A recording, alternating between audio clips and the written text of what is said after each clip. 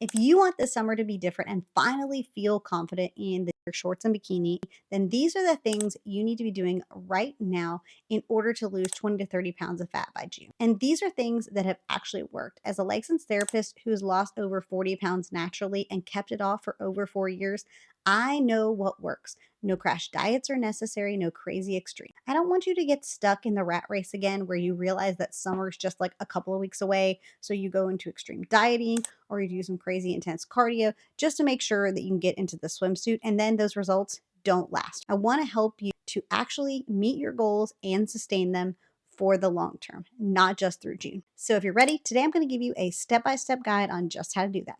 Let's get started. So, step one is to be realistic and also specific about the goals and expectations that you have for yourself. Like I said, we're hoping to lose weight for and by summertime, but these goals need to be ones that are lasting and reasonable for the long term. So, this might be setting up specific lifestyle habits. I've done a whole video on this that I won't spend a ton of time on today, and I'll link that video for you in case you're interested about healthy habits you can create to maintain your fitness if you want even more in depth about this topic. But the short version of today is that you want to make sure that you're creating healthy habits, not just tips and tricks for the long haul. So you are creating habits that you can actually sustain.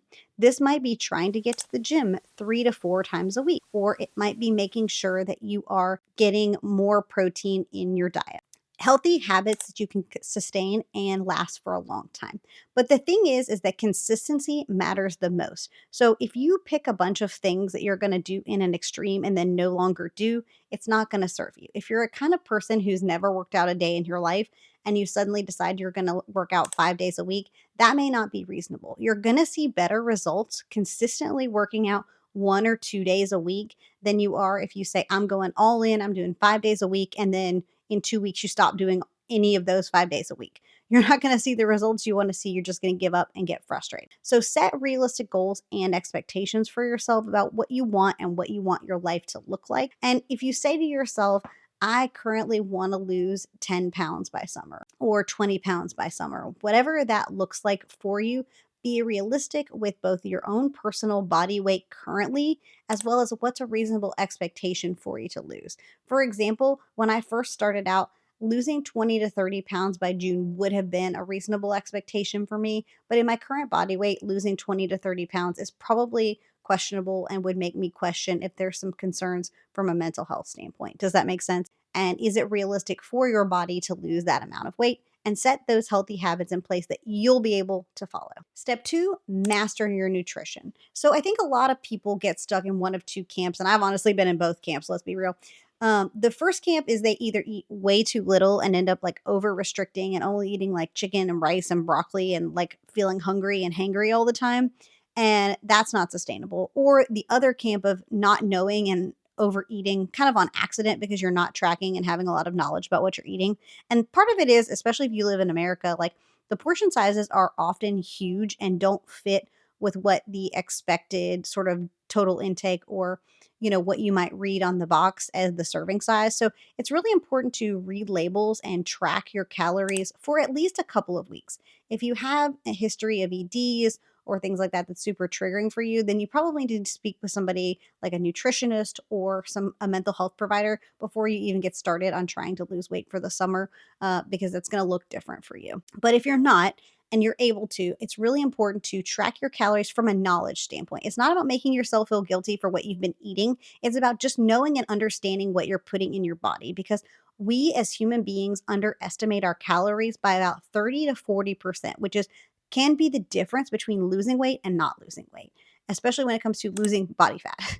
And so you want to make sure that you know what your portion sizes are and how much you're eating in a week, and just track it for a week or 2 weeks and see what your baseline is. How much are you actually currently eating? And once you know that, if you're on that high side, you want to subtract 15 to 20% from those total calories and just see what happens to your body. Give yourself a test run, try out your new calorie budget, see what works. You can also use a calorie tracker.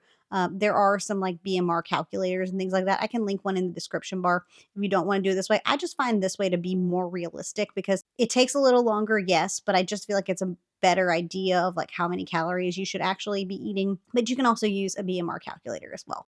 But you want to be eating based on that calorie calculator. And what's reasonable to lose weight is a pound to 2 pounds a week. Maximum is really like realistic. Any more than that, you're likely doing some restricting that's going to be unsustainable and probably not good for your mental or physical health in the long term. So that's how you master your nutrition. Then you want to think about prioritizing protein. I'm sure you hear people buzz about this all the time.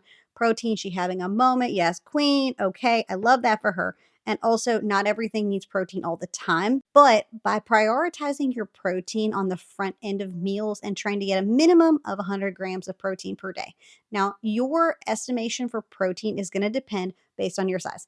I don't make 5 feet, and so most days I shoot for 100 grams of protein. But if you're taller or bigger than me, you're going to want to think about approximately zero point 0.8 to 1 gram of protein per pound of lean body mass, which just means like your goal weight or your ideal weight. How much protein is that person eating?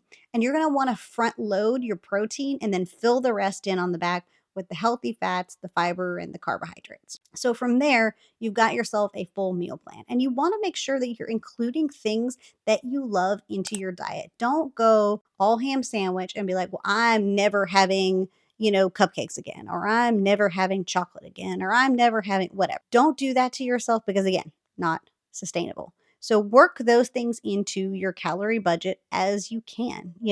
Some days you may want to work in a chocolate bar or a cupcake, or you're going out to eat with some friends and you may need to work that into your calorie budget. There's nothing wrong with doing that. And one day of you going slightly outside of your calorie budget is not going to make or break your entire progress. You didn't gain it all in one day, and you're certainly not going to lose it all in one day.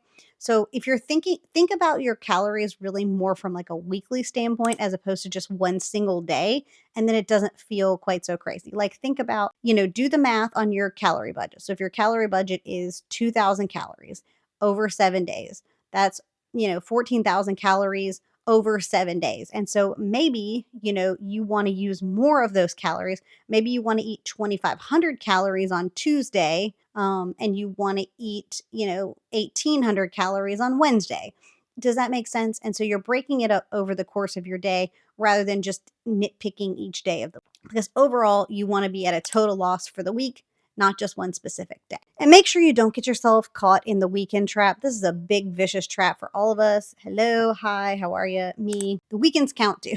So if you're being good, if you're counting, you're tracking, you're doing all the things during the week, but then you go ham and cheese sandwich on the weekends, you start drinking a bunch. You know who doesn't give an F about your calorie budget? You who's had too much alcohol. Hi, speaking from personal experience. So keep that in mind. Make sure that you're conscious on the weekends. Again, it doesn't mean you're not having any fun on the weekends. It just means that you're self-aware in knowing that if you plan to exceed your allotted calorie budget, that you find a way during the week to accommodate for those calories. For me, I prefer to calorie bank. And so I know how many calories I have to spend. I use it like currency, right? So if I know I'm going out to a girls' night, or I know I'm planning to have a couple of cocktails, whatever the case may be, I like to calorie bank and say, okay, I've got 500 or 600 calories banked for this girls' night so that I can have some of the cheesecake, or that I can feel good about, um, you know, or having a couple glasses of wine or whatever. Because they all add up. And the thing is that I only do this when I'm in a calorie budget, when I'm trying to lose weight. I don't do this necessarily when I'm in maintenance so much. And you'll also notice that you won't need to do this as consistently or as frequently. The better you get at it. The more you do it, the more consistently you know what your portion sizes look like, and you'll also feel full faster. Hey guys, if you find this video useful or helpful in some way, could you do me a huge favor and click that thumbs up button? It just lets YouTube know this is useful or helpful content so that it can share it out to others who might find this useful and helpful as well.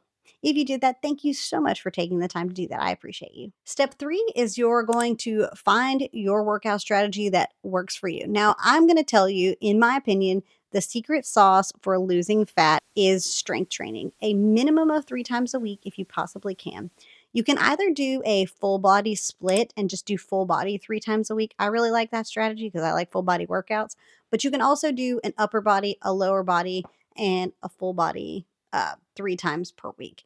if you're just getting started. You can certainly do up to 5 days a week. Again, it really depends on where you're getting started. If you're somebody who's already working out consistently, you're just going to want to look at your movement and make sure you're not getting in too much cardio, because the problem is when we do too much cardio, we increase those hunger hormones. And so that means that when we do extreme cardio, we're hungrier, which being hungrier and being in a calorie deficit are not really friends with each other, as you can probably imagine. That's what's so great about strength training is when you strength train, you are increasing your BMR when you build those muscles, which basically just means the calories that you burn when your body is just like running, existing at rest. And that's really important because really and realistically, only about 10% of the calories you burn are actually coming from the exercise. It's coming from the muscle that you build from the exercise to run your body. So keep that in mind when you're thinking about, what are your plans for the type of exercise that you're going to engage in. Intense cardio is probably not going to be the solution for you unless you just really like being hungry all the time. So I personally would recommend strength training 3 times per week. The other thing is that, as I said before, consistency matters the absolute most. So if you're the person who's just starting out and you can only consistently work out 1 day a week, then just work out full body 1 day a week, because you will see more results consistently working 1 day a week and then adding it as you go than you will if you try to work out 3, 4, 5 times a week. You'll see more consistency. You'll see more results from being consistent 1 day per week every single week than if you go 5 days a week for 2 weeks and then you quit. So do something that's going to make you consistent, whatever that looks like. If it's more steps plus strength training, that's the secret sauce for fat loss. But hey, that rhymed. Secret sauce for fat loss. Okay, sorry. Yes, I'm always like this. I'm sorry. So master your fitness. And finally, number 4, fix your mindset. Now, honestly, I probably should have put this one first because to me, again, mental health provider, but also because I know how this works, mindset really is the ultimate key to all of this and believing that you can actually achieve your goals, because many of us have in the past tried and failed. And so sometimes it can be hard to wrap our mind around the fact that we can actually do this and we can actually lose the weight that we want to lose. And so if you are one of those people, you really have to get your mind right first. Remind yourself that it doesn't have to be perfect. It has to be good enough. It has to be more than you're doing right now. And every step you take, even just the basics, will probably make you feel 10 times better. And 80% of this, I would say, is probably mental in terms of what we can do and what we're capable of achieving. So you have to get your mind right and wrap your mind around the fact that you can, in fact, reach your goals and be the best and most fit version of yourself, even if your past has suggested otherwise. Now, I have done multiple videos on mindset, and so I'll link some of those. I'll link one in a card for you, and I'll make sure those are linked for you if you want more in depth on like how to assess your thoughts and all the cognitive stuff. I get into therapy mode in quite a few videos about mindset. I'm not going to do all of that today because I don't want to take up any more of your precious time. But if you feel like you need more on that, or you want a lesson in how to figure out what thoughts you should be having, how to change your thoughts, all that stuff, I'll link some of those as a resource for you in the comment. And if you plan to do this and if you plan to follow this strategy, leave a fire emoji in the comments and let me know you're on fire for your hot mama summer. All right, my friends, if you loved this, please subscribe and stick around for more non BS advice from me on mental health, as well as getting fit and being the most fit version of yourself. And until next time, bye, friends.